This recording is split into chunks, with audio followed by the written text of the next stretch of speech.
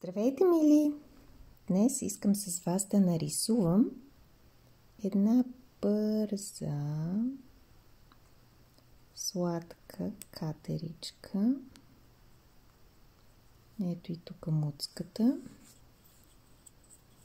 Малко ми се счупи молива, затова трябва тук леко да го подобра. Сега го и размазах чудесно. Виждате, че на мен ми се случват такива неща.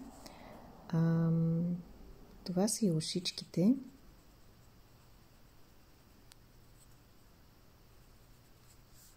Тя има тук едни много сладки косъмчета. Поне аз обичам да ги правя. Ето и другото ушенце отзад.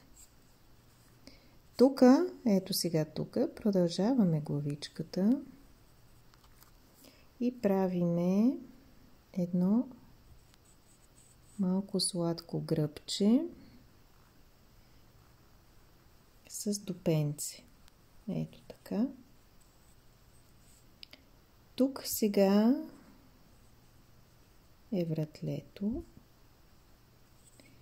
И от тук, мили, правиме една ръчичка. Те имат много сладки ръчички с 5 пръстчета.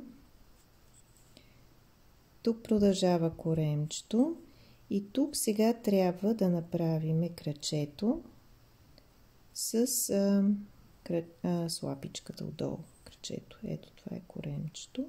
Тук може леко да се вижда и другото краче. Тук сега правим едно жълъче. Тя го държи. Ето така. Жълъчетата имат тук шапчица.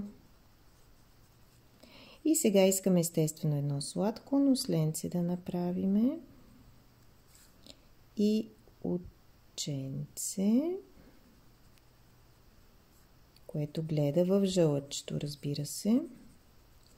И моята катеричка обича да се усмихва. Ето една усмивчица.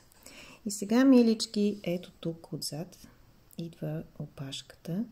И съвсем с леко, без да натискате, правите една такава спирала, като охлювче.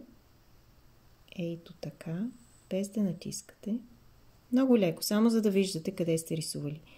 И тук сега почвате точно по тази линийка да правите един такъв зигзаг за косъмчетата.